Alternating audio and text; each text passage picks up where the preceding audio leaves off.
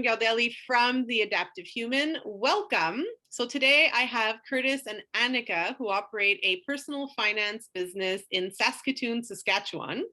They are graduates of the University of Saskatchewan, Curtis in Engineering and Annika in Nutrition and Biochemistry. They've been business owners since, get this everybody, 22 years old.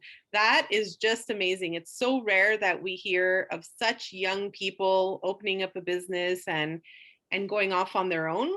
And so I invited them here today so that they can talk to us about what they've been through and also about their success. Welcome. Hey, thanks for having us. Thanks for having us, Miriam. I am so happy to have you guys here. I met you several years ago at a conference. And I remember thinking, who are those two young people? Are they even 18 yet? Yeah. We were 18. Yeah, I think so. Yeah. And then, I thought, you guys reached out also when I was looking for somebody who fit your profile, starting a business at a young age, because I was speaking to somebody who launched a business at 19. And my first reaction was, this guy's so young, but then at the same time, I think we have a lot to learn from the youth, and we also should support them more. So tell me a little bit about your journey. For sure. Yeah. So like you mentioned, I went to the U of S, mechanical engineering, and I always wanted to own a business, but my plan was always to own it in engineering. That was kind of my game plan. I got into it because I was good at math and science. That's why everybody gets into engineering. And so I worked as an engineer for about a year and a half, 2 years out of university before I got laid off. And that's very common in engineering. That's like everybody gets laid off. But still, wasn't fun, wasn't a great time. But what happened after that was that a friend of mine was in financial services, talked to me about getting into the industry, getting into the business. And at that time, really, it was hard to get an engineering job. This was 2016. There wasn't a lot of opportunity for engineering. Annika was still in university, so I didn't want to move away from Saskatoon. So I thought that this would be a good opportunity, something that I could learn a lot about business, about money, about finances. And then if I did go back to engineering, I could always do that. Or ideally, this goes the way that I wanted to, right? And so I think as a young entrepreneur, you have way less responsibilities and there's less risk in doing it, and you're so green and moldable. Like I think young entrepreneurs is just great. Like there's benefits to both. Like if you've been in business for a long time, you have a lot of experience, you have a great network, which is what we really had to work on. But we didn't have any bad habits. It's hard to teach an old dog new tricks. We didn't have to worry about that. So got into business. And I was still, thinking about getting back into engineering, and that would be a tip that I would definitely give. And we can talk more about this, but you really got to be all in if you want to start a business. Like you can't have like a safety net. Oh well, but I could always go back to this. You got to be all in, or it's just not going to work. But after a couple of years, started figuring things out. Engineering was going nowhere. So I was like, no, what? So I went all in. I was like, okay, this is what I'm doing. And things started to pick up. I was really learning a ton, doing lots of personal development and figuring out a good method for growing our business. And Annika was still in school. And then after I had made the decision to do this, Annika started helping me out while she was in school. And then because at that time I was done my biochemistry degree and I was in my nutrition degree to be a registered dietitian. So my background's more in the healthcare there. And but I saw the opportunity for Curtis and I to work together, and he was going after this business. So at first I was like, good for you, that's awesome. But I was doing my own thing. But then, like I said, I saw the opportunity for him and I to work together, which is something I'd always wanted. My parents have a business that they've always worked together too. So I was like, I really liked that. I saw that opportunity to always have something to talk about with your spouse. So I wanted to do that and be an entrepreneur, own our own business, be our own bosses. And so that by the time I was done school, I had gotten my licenses and everything like that to be able to do this full time as well, work our business together. And I totally agree. You got to be all in when it comes to starting your own business. Doesn't matter what age you're at. If you have a plan B, if you have a backup plan, a an ultimatum that you're giving yourself, it's not going to work. You have to have that little bit extra edge that people know that this is what you're doing. This is what you are all about. Like by the time I was done school, I didn't take my licensing exams in dietetics. So I literally couldn't legally practice as a dietitian in the field that I had gone to school for. And Curtis didn't renew his licenses for engineering. So he couldn't practice in his current past chosen field either. So this was it. We had to do this. We had to make it work. And so that's something for sure that, yeah, I think any age you have to be all in like that. That's really great advice because, I always tell my clients to have a plan B in the sense that how you're going to reach your goal. Plan B shouldn't be like, oh, if I don't do this, I guess I can always go back to doing what I used to do before. And it's very interesting because when I changed from the health field to coaching, I just told everyone I was retired. I just shut that door, and it's amazing how it changes your mindset, having to be all in. And I'm sure, well, I'm not sure, but I can suspect that there were some naysayers out there. Oh yeah, for sure. Yeah, 100%. Always is. Doesn't matter what you're doing. Yeah, it doesn't matter how old you are, what kind of business you're in, and you can coin it to anything. It could be that maybe they aren't where they want to be, and so it's easier for, oh well, if I hold you back, then I don't need to change. Like you read it in every book about other people who are trying to hold you back, and don't let that affect you. But yeah, of course there was people, and what we always did or asked ourselves is, what are these people contributing to our lives right now? Are they providing a lot of value to us emotionally through family, friends, whatever that, or to our business? And if the answer was no, then why are we letting them affect that at all? I had to tell myself or ask myself sometimes when I was around some naysayers, I would have to say to myself, do your opinions, or I would say your opinions don't pay my bills. Like I would never tell them that, but in my mind, I would think like their opinions don't pay my bills. I pay my bills. We pay our bills. So as long as what we're doing is moral, legal, ethical, then it doesn't matter what other people are thinking because they are not paying the bills, right? We have to make sure that happens. This makes me think of a really good book that I've heard somebody read out in a talk before. I think it's called The Dream Catcher, and I can't remember the author right now at the moment, but it talks about this whole story of this person named Ordinary that leaves, what's his name? Oh, I can't remember his name, but he leaves the land. I think he's leaving the land of Ordinary. Yeah. And it's all about, he gets this dream. And so now he has to go fulfill this dream, and he's leaving the land of Ordinary, and he gets to the border, and there's these border bullies. And there are these people that were the ones that are telling them, no, don't do it. You can't do this. Like some of them are afraid, or some of them are worried that they're going to lose their control over you. So maybe that's an old boss. Some are uncomfortable because you're growing outside of where they came from, and you came from the same place. So they're uncomfortable, and you just have to tell the border bullies that you're going to go through it, and you're going to make it happen anyway. And it's okay. And you get past that border of that comfort zone of the land of Ordinary, and then you're on your way to the rest of your goals. And there's a whole really great story. I would definitely recommend. I think the book's called The Dream Catcher. But that makes me think of it like everybody's going to have those naysayers, those bullies that try to keep you in the comfort zone of where they are and where you are. But if what you want is what you want and it's big enough, then you'll get past that. Yeah, I think that's actually a great book. It sounds like a great book. And Curtis, you mentioned that at a young age you're like very malleable. You can learn, absorb information. What other benefits do you think you had starting your business so young?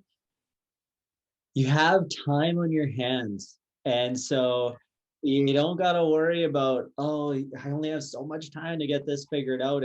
Because it does take time to grow a business. It's not like, oh yeah, I'm going to start a business and be successful next month. Like it takes time. And I wish I could say that was the case for us, but it definitely wasn't. Like it took us time to get there. So you have time on your side, right? Which is great. In our industry, it was something that I really played a strength to, because there's a lot of people who are retiring in our industry. And so I took it as a strength. Well, hey, your person's going to retire either before you retire or while you're in retirement. Would you prefer to work with that person until then, or make changes now, right? And build a relationship with someone who's going to be with you for the next 20, 30, 40 years. So you can always play that to a strength, I think, for sure. And I think being young does not need to hold you back at all. You can be very, very professional and everybody always thinks that we're way older than we are. Like we're 27 now, and everybody thinks we're like, oh yeah, you guys are like in your 40s. It's like, no, we do. Do I look really old? Oh no. There's no wrinkles. Come on. That's not really old comparatively to how old we are now. But yeah, we actually had who she's late 30s, and she thought we were older than her. And she actually told us that like later on, she's like, I always thought you guys were older than me, just because of the way that you hold yourself and the way that you act and how professional you are and the things that you do. Like that's what people look at. You're more mature, right? I've always thought that, you don't always need to be the one that goes through those life experiences to learn the lessons from those life experiences, right? Like, I truly believe that all the lessons have already been written. All the books have been written. There's just not enough people reading them, right? So if we've been huge components of personal development, like if you can read what other people have gone through and take from that and use it and actually implement it, then you're going to be so much more ahead than somebody that has to live through it and then get to those decades of it, right? So why not compress timeframes and take what other people have learned already and incorporate into your own life and towards your success? And that makes me think of, I Googled it quickly. It's The Dream Giver by Bruce Wilkinson. So it's a modern day parable about ordinary who dares to leave the land of familiar to pursue his big dream. So yeah, it's a really good book about that. It's interesting because also when we look at the sporting world, right? Not every good coach has won an Olympic medal. No. Not every sporting coach has won, trophies or whatever, depending on the sport. But that doesn't mean that they're not good coaches, and a strength and conditioning coach doesn't have to have played tennis to coach somebody who plays tennis, right? You just have to understand the body. And so I find very interesting when you say that the books are out there. It's just people aren't reading them. The knowledge is out there. And 100%. How nice would it be of us, to help the next generation get this knowledge? I did an exercise last week with my daughter, and so I gave her 2,000 fake dollars. She's 13. And I said, this is probably going to be your beginning salary, minus taxes and everything. And then I put little place cards of everything that she might want, like rent, car insurance, gas, Nutella, Indian poutine, like everything she might potentially want. And I said, spend your $2,000. So she spent it, and she had $70 left at the end. And then I said to him, like, do you want to buy a house though? You're going to only buy a house that's at 50 years old, maybe, if you only save $70 a month, right? And I said, then you're not thinking of retirement. She was like, okay, no, we have to go out and take things. And I found it was an excellent exercise to do with her, because I'm starting to teach them that you can't just point at something and say, I want this or I want that. And so I shared this experience with a few people. And it's funny because the people who never had a financial issue in their life were like, oh, that's too young. And then the people who did have financial issues were like, oh, perfect exercise, And what's your take on that? For sure. Yeah. I think everybody needs to know about money, like 100%. And the younger, the better.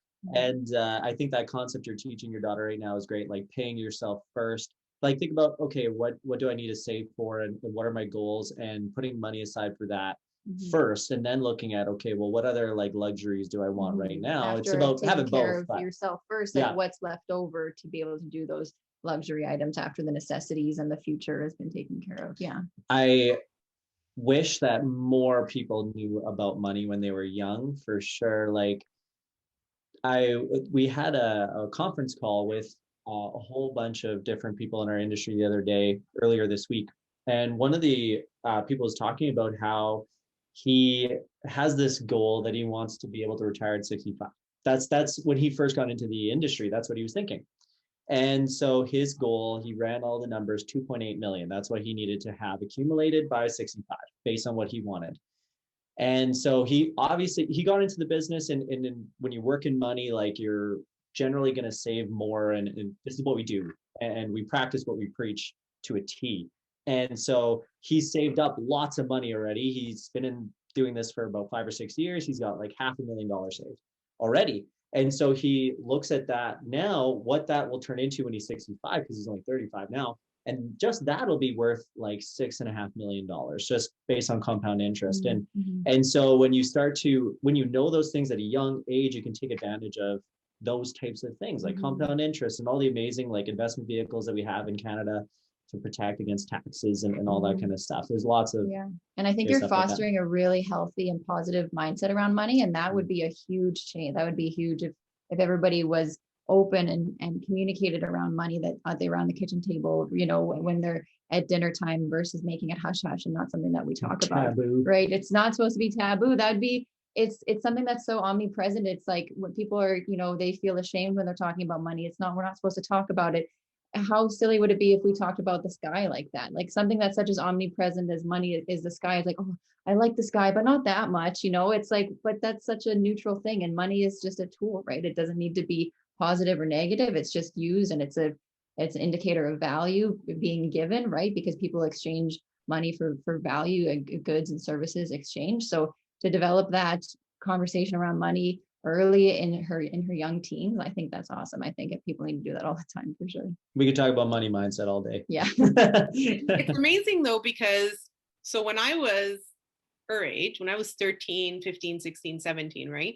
Cell phones were just starting to come out, and they were those big clunky that you can run over them with the car and they would still work, but they weren't a necessity, right? They were just a want. And then, you know, over time now I find all these things that when I was younger were not necessities are turning into a necessity, because now if you don't have a cell phone, you can't be reached. And I think this is an important conversation to also have with young people, because when my parents bought a house, all they needed to think about was the house, the insurance, the electricity. Right? There was no other worry of television and phone and this, like those were, we didn't need them. You could still write letters, you can still do all those things. And now it's not the same anymore, right? If you want to be that crazy person who says no internet, no phone, no this, no that, then basically you're living in a hill, you know, where no one can reach you. So I find it interesting. And I always like to talk to younger people about that, because, you know, even you said you're 27, so I'm 12 years older than you. And I still grew up in a differently than you did, right? Because we didn't have cell phones. Like our Mac computers, I remember they were these box things that if you walk by them, they'd crash. So you had to be careful, you know? For sure. Break a foot. Yeah, you're right. Like there's a whole shift to this immediate gratification of all these things that you need to have. But what I've noticed is that most people don't actually need those things. Like it's not a need, it's a want still. Like a lot of this stuff is wants, and you just got to you have to understand money and know lots about money and have a positive money mindset at a young age. And then you can use these tools to your advantage. Like there is things that costed a lot more money back in the day that are cheap now because of technology, right? So there's replacement of those items is the way that I look at it.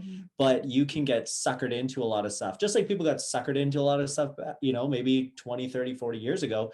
People are getting into it now. Like, yeah, nowadays what I see a lot talking about personal finance wise is subscriptions. Everything's a subscription. So you'll be really careful. Like it's so easy. Oh, sign up for this, sign up for that, sign up for this. It's all automatic monthly payments.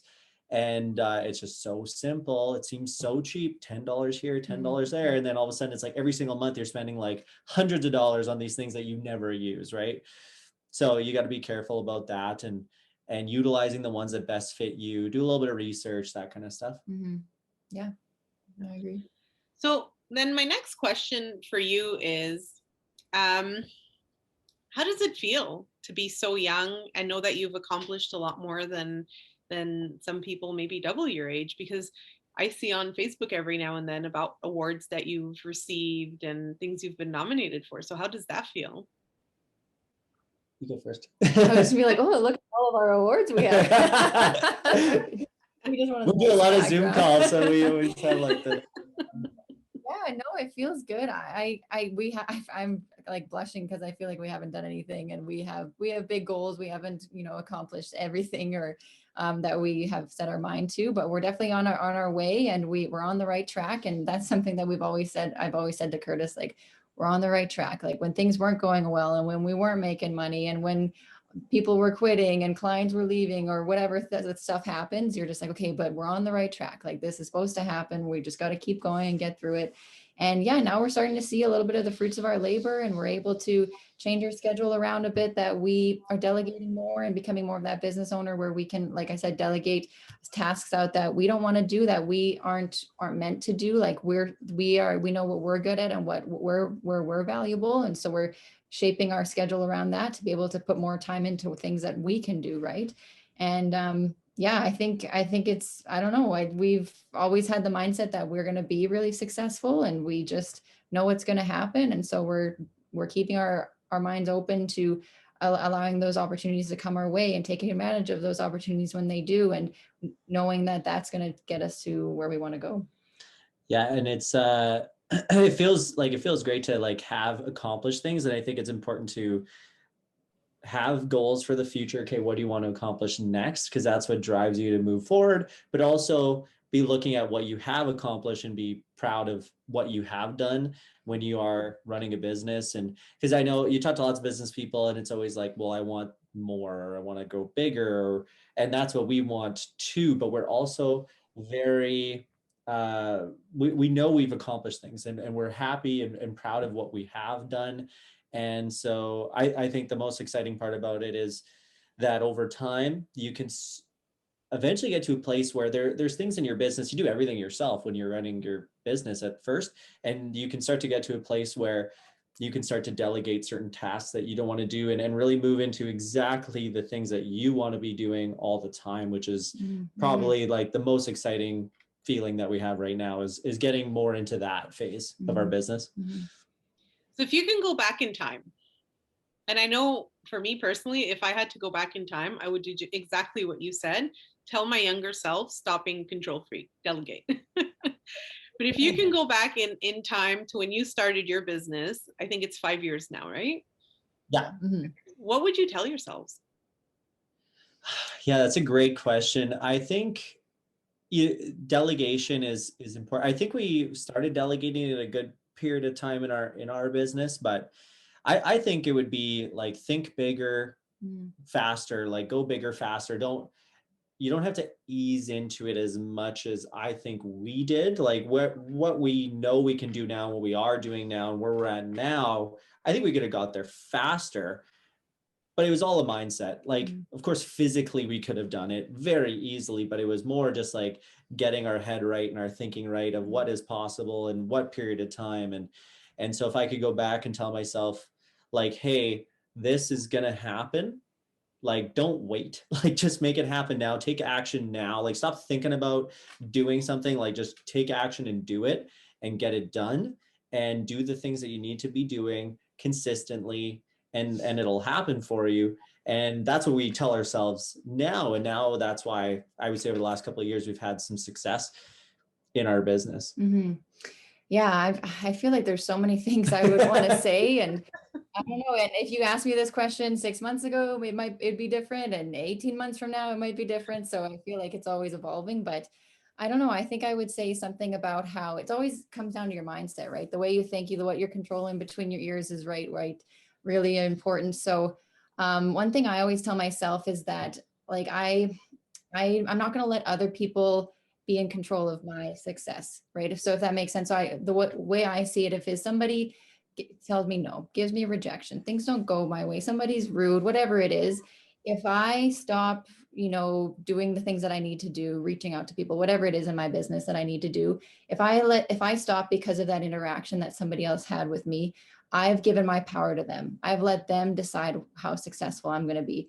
And that is not okay. I'm not going to do that. I'm going to be the one that's in charge of how successful we're going to be, what our future lives are going to look like. I'm not going to let somebody that was having a bad day, dictate that I'm not going to be able to be successful anymore and I'm going to quit because of it. Right. So there's that can be on so many different scales and so many different levels, but I think it's always comes down to you are in control of how you feel. The only person that you can change is yourself.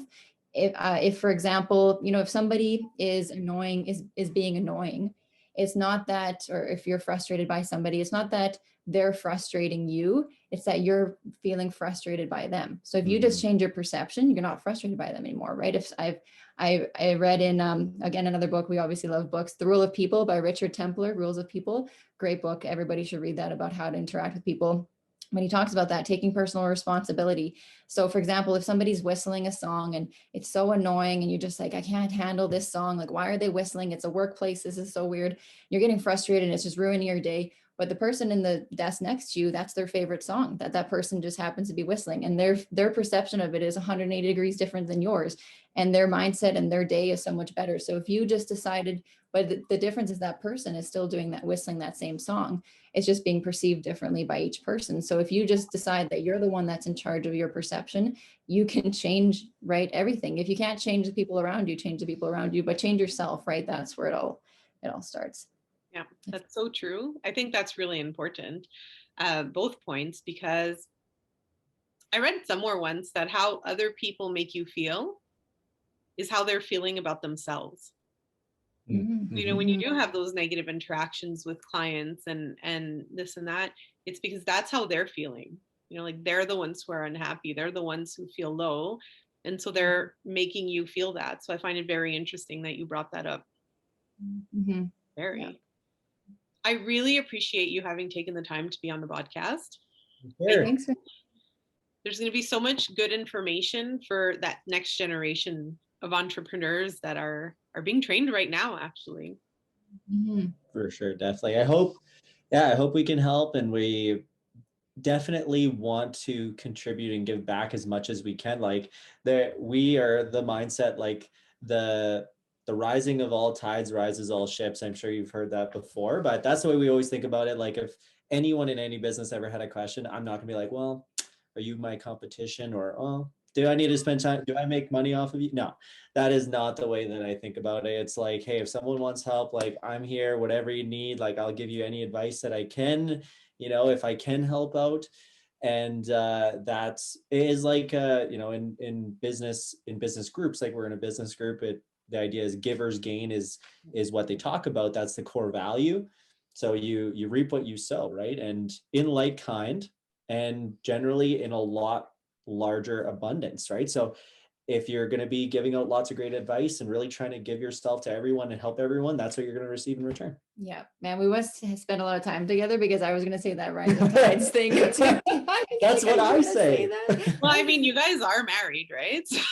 And work together. Yeah. So that's great. So much great energy from the two of you. Congratulations. I'm sure that if I were to redo this podcast with you in 20 years, we're going to hear even better stories from you than what we're hearing today. For sure. For all you listeners, Annika and Curtis's information will be in the description of the video. So if you want to reach out to them, if you live in the area, I'm not sure what areas you can work with in terms of financial advice, but I'm sure they'd be happy to chat with you. And thank you so much for listening today. Thank you so much for being here today. Oh, thanks for having us, Miriam.